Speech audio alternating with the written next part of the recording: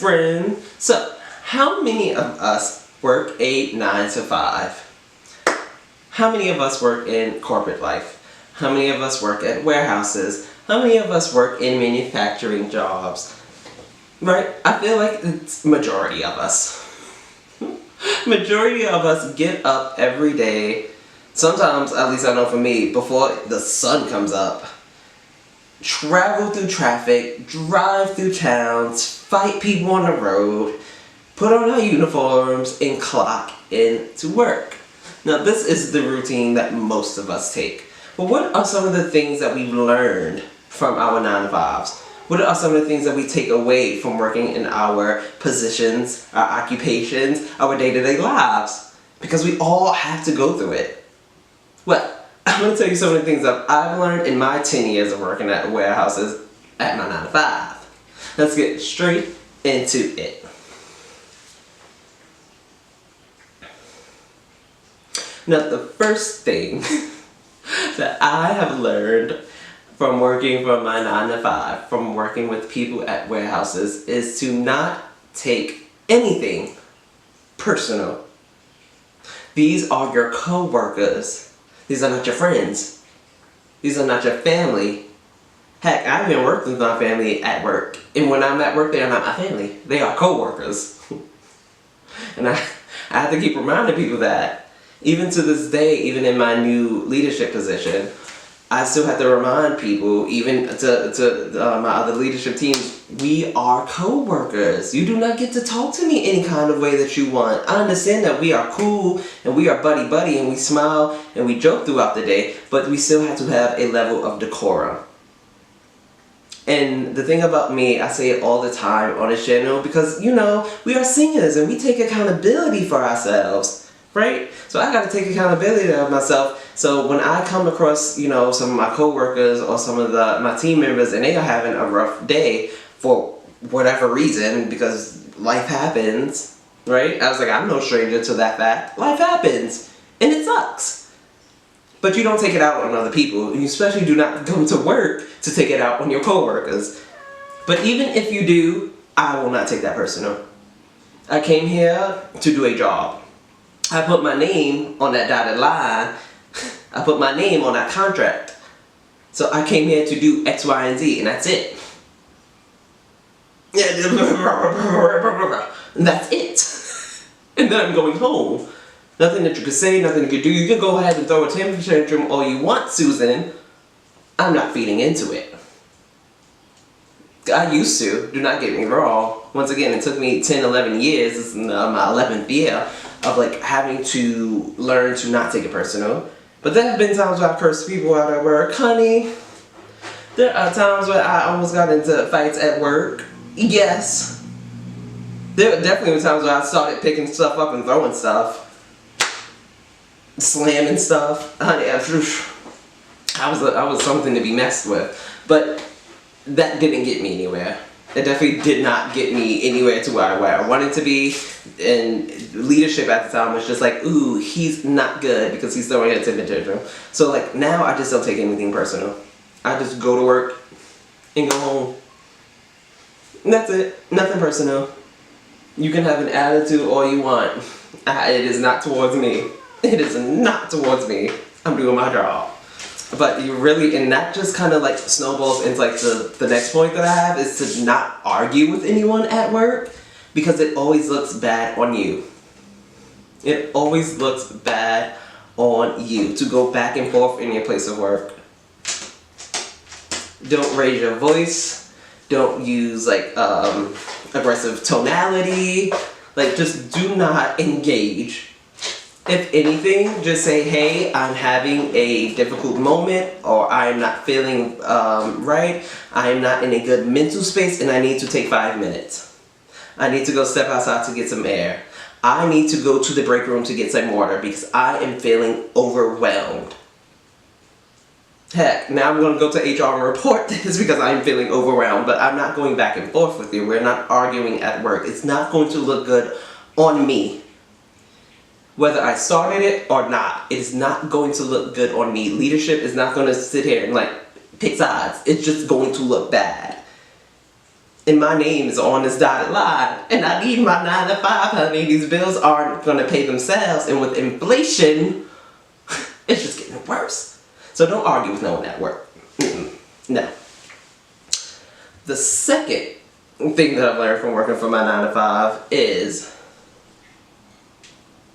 to understand what you want out of your job. Now, friend, what does this mean? I already know what I want out of my job. It's to pay my bills. Right? It's pretty self-explanatory. What do you mean? What I'm talking about is just, at least in my personal experience, for my going on 11 years of working with people at work, it's just that a lot of people feel so unfulfilled. They work and then they go home and then they come back to work. And that's it.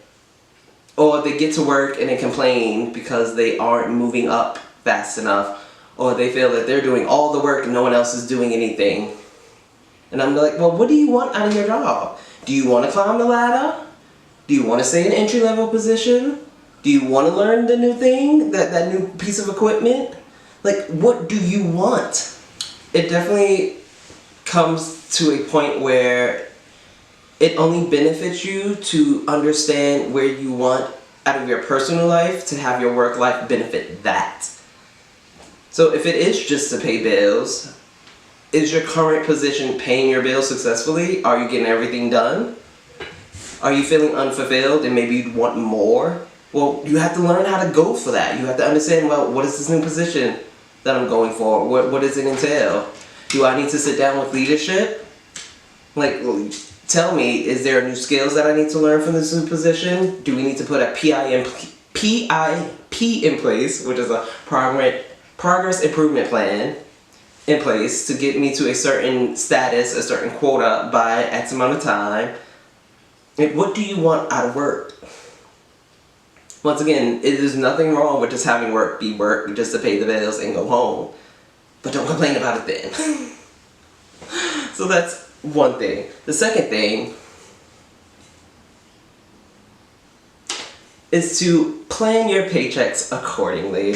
Now, I know I've talked about this on a previous video of some finance books that I've read that has really helped me just take a harder and closer look at my finances and just at financial literacy in a general aspect. But one of the big takeaways from one of these books was just to take a look at my paycheck and to have it be accounted for, to have every cent and dollar already in its place. So this way there's no unexpected this, or that this didn't get paid, or that that's not being done. So that's the second thing that I've learned, is to just understand what you want out of your 9 to 5. We always have a plan. We have a plan to level up, to get to that new position. We have a plan on Friday when we get our paycheck. We know where our money's going. We understand what our 9 to 5 is providing us. And the last thing that I really want to talk to you today, and this is a big one, friend. This is a big one about working in 9 to 5 that I have had to learn over this past 11 years. And that is work-life balance. Work-life balance. The peace that comes with it. The peace that comes with it. It cannot just be all work. And that's something that I am trying my best to do now, because I am one of those people who works all year without a break. I don't take vacations. I'm clocking in. What, you got that overtime? Where's my name? Where's the pen? Because I'm signing it. I'm coming to work. But that just left my personal life so underdeveloped. It left my personal life so underdeveloped that it got to the point where my only friends were work friends. And that is a whole nother video to talk about, because there were so many things wrong with only having work friends. And I think the biggest thing was just the fact that there was nothing to talk about outside of work. And at some point I was just like, I don't want to talk about work no more. I was like, I see you for 40 hours a week. 80 hours in a pay cycle, and now I gotta see you on the weekend when we're supposed to be hanging out and we're still talking about work. So we talk about work while we at work, and then we talk about work when we're not at work. And it just left me feeling so unfulfilled. Not only that, I was just like, I wasn't following any of like my passions. I wasn't learning anything new. Oh my goodness, guys, there was this one time where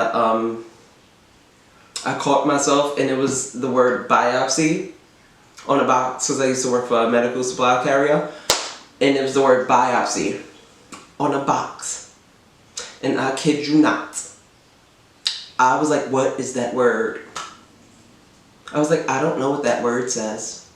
And in that moment, I felt so dumb.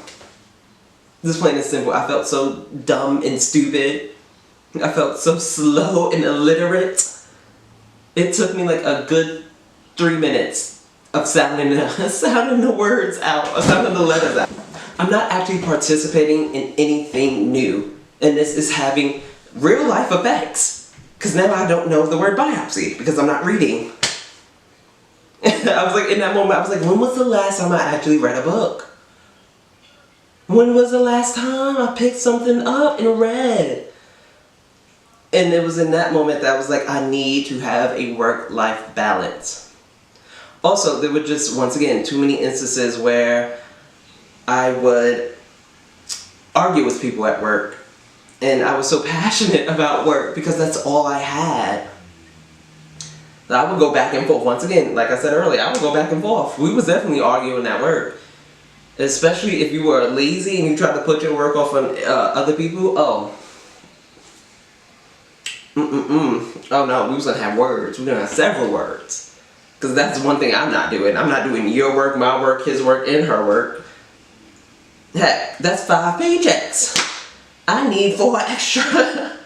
I need some extra dollars in my account for doing all of everyone else's work. Oh no. Oh no. But once again, just like the topic that I said earlier, it's just, it didn't work out in my favor. But it took me going through all these like motions and all these like ups and downs at work to just realize that I was like, it's not work. It's not just work.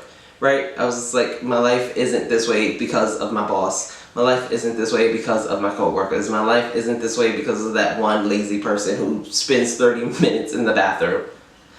My life is this way because I have no balance. My life is this way because I'm not going for new things. I'm not learning new things. I'm not setting myself up for a successful future. I'm not putting myself in uncomfortable positions to help me grow. There is no balance between work and life. I was just like, it took almost 10 years for me to learn that I needed to learn new skills, new hobbies, I needed to travel, and just spend time with not only myself, because I think that it is a great thing to spend time with oneself and to ask hard questions and to learn more things about yourself, but to also spend time with others. And like actually spend like quality time, like, and ask people about their life. Not just surface level things, like ask them what they're doing in their life, what hobbies do they have, how are they getting to these goals, like what are they fears that they're having, like actually get to know these people in this time. Because once again, we work 40 hours a week, 80 hours in a pay cycle. We live basically at work. So when you get home, make sure that the people in your life know that you appreciate them, know that you care about them, and let them know that you are still interested in their life. I was like, work takes a lot out of our life, and it takes a lot out of the people around us. So when we have that free time, definitely make sure to get back to that. That balance is very important, especially not to get burnout, because burnout is real. Burnout is real, honey. And the last thing about working a 9 to 5 is, and this is just me personally, because this is just like my mother would yell at me growing up about this, is to always take pride in your work. My mother used to be like, Education is so important. Oh my goodness, and I used to have terrible handwriting. She would make me sit at the dinner table for literal hours. Hours. I would get home at like 3:30, 4 o'clock. I would sit at that table from 4 until 9. Doing homework. Just doing homework. I would be writing my essays or writing my like book reports.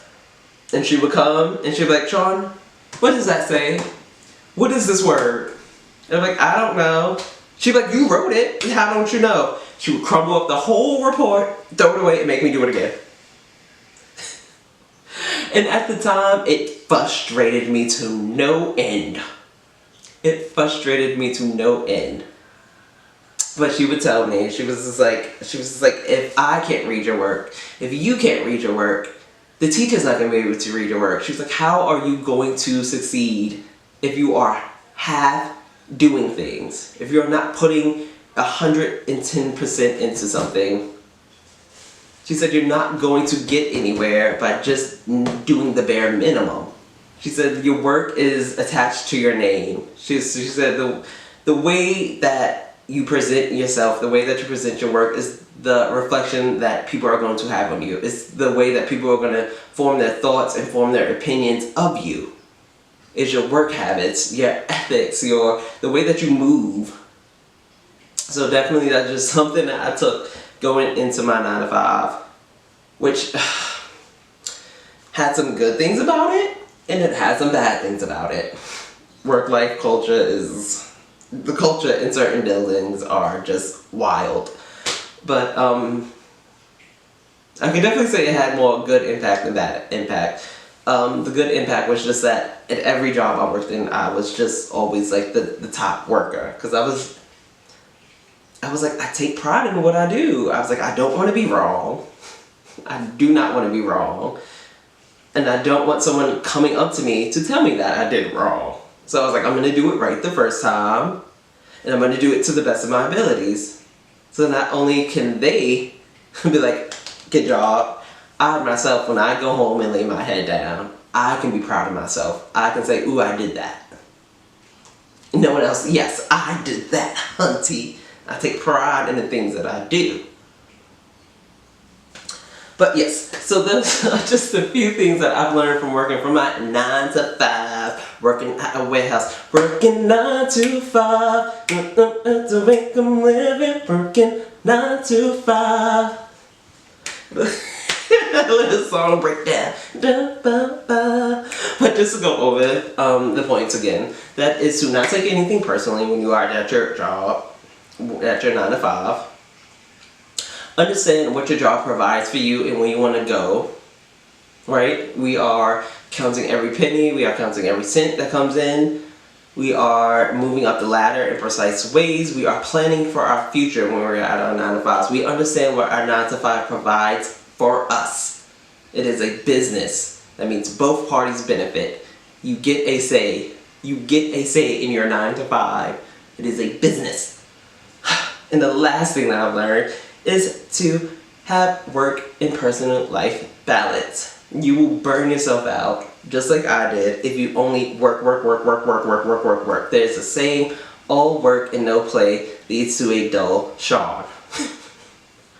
Take it to heart. But yes, let me know, what are some of the things that you've learned in your 9 to 5? Have you argued with people like I have at work? Have you experienced that lazy person who spends 30 minutes in the bathroom that I can just like, get out of the bathroom, get off your phone. Well, it's like, we have work to do. Dang it, I want my paycheck. Let me know, what are some of the things that you learned from your 9 to 5 in the comments below. And until next time, you got this. I got this. We got this. Bye, friend.